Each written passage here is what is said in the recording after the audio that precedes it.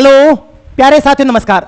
आज मैं आपको 4 लाइनों में अव्यय और अविकारी का टॉपिक समाप्त कराने वाला हूं और आपने ऐसा कभी कहीं नहीं पढ़ा होगा। बड़े ही बेहतरीन तरीके से आपको समझाने वाला हूं। यदि आपको अव्यय और अविकारी समझ में नहीं आते हैं तो ये 4 लाइन देख लेना। 4 लाइनों में पूरा अव्यय अविकारी का टॉपिक आपका बिल्कुल फिनिश हो जाएगा बड़े ही शानदार तरीके से। तो प्यारे साथियों, आप सब जानते ही हैं कि अविकारी को अव्यय के नाम से भी जानते हैं। किस नाम से जानते हैं? अव्यय के नाम से जानते हैं। ये 4 प्रकार के होते हैं। 4 प्रकार के होते हैं। कितने प्रकार के होते हैं? 4 प्रकार के होते हैं। 4 प्रकार के होते हैं जिनमें नंबर 1 होता है आपका क्रिया विशेषण।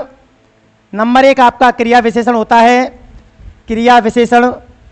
और नंबर 2 होता है आपका संबंध बोधक अव्यय। संबंध बोधक अव्यय होता है नंबर 2। और नंबर 3 जो आपका होता है प्यारे साथियों, नंबर 3 होता है आपका समुच्चय बोधक अव्यय। समुच्चय बोधक अव्यय होता है नंबर 3 आपका। और नंबर 4 जो होता है वह होता है आपका विस्मयादि बोधक अव्यय। कौन सा होता है?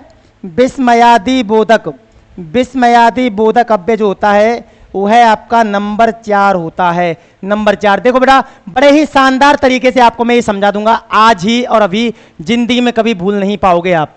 क्रिया विशेषण का जो प्रयोग होता है वाक्य में क्रिया से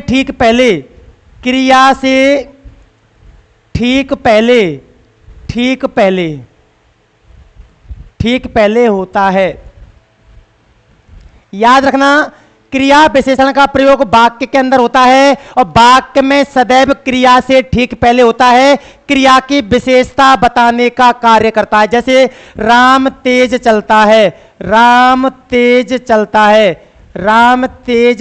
है माय डियर। राम क्या करता है? राम तेज चलता है। तो यहां पर चलना क्रिया है और तेज शब्द जो है वह चलने की मतलब क्रिया की विशेषता को बता रहा है। तो तेज शब्द क्या हो जाएगा? यहां तेज शब्द जो होगा वह क्रिया विशेषण होगा।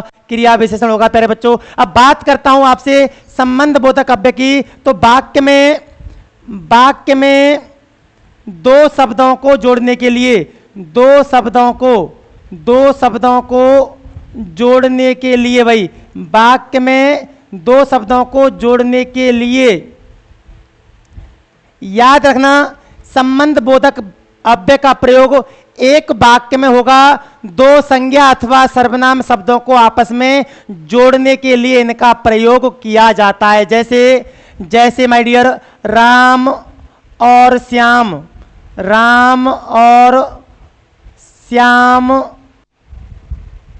दौड़ते हैं। तो प्यारे बच्चों, इस वाक्य में राम को और श्याम को जोड़ने का कार्य कौन कर रहा है? और शब्द कर रहा है। मतलब एक वाक्य में प्रयोग होगा और 2 संज्ञा अथवा सर्वनाम शब्दों को आपस में जोड़ने का कार्य करेंगे संबंध बोधक अव्यय। बात करते हैं समुच्चय बोधक अव्यय की। उपवाक्यों को जोड़ने के लिए भाई, उपवाक्यों को जोड़ने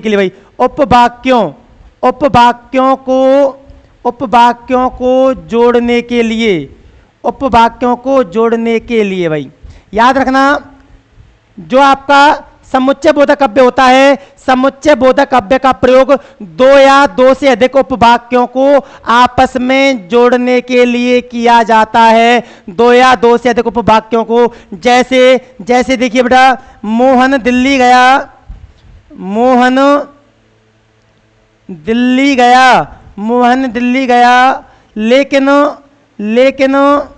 लेकिन सीमा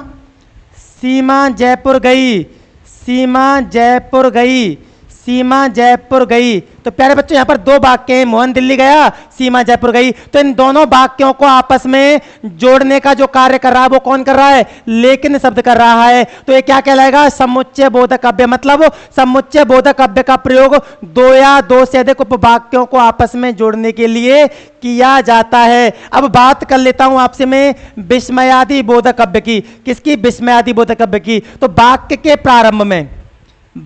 के प्रारंभ में वाक्य के प्रारंभ में भाई याद रखना दोस्तों, विस्मयादि बोधक अव्यय जो होता है, विस्मयादि बोधक अव्यय का प्रयोग सदैव वाक्य के प्रारंभ में होता है और विस्मयादि बोधक अव्यय के बाद उल्टी आई का प्रयोग करते हैं। जैसे ओहो मजा आ गया, ओहो मजा आ गया, आ गया। तो यहां पर देखिए ओहो के बाद क्या लगा, उल्टी आई लगी, मतलब ओहो क्या है यहां पर, ओहो जो है वो आपका विस्मयादि बोधक अव्यय है। कहने का मतलब यह है कि विस्मयादि बोधक अव्यय का प्रयोग वाक्य के प्रारंभ में होगा। तो ओहो मजा आ गया, तो टॉपिक को पढ़ के भी आपको मजा आ गया होगा। 4 लाइनों में मैंने आपके अव्यय समाप्त करा दिए, 4 लाइनों में अव्यय खत्म करा दिए। यदि आप पहली बार चैनल से जुड़े हैं और वीडियो आपको अच्छी लगी है तो चैनल को सब्सक्राइब कर लेना, वीडियो को शेयर कर दीजिएगा सभी मित्र मेरे। जय हिंद, जय मां भारती।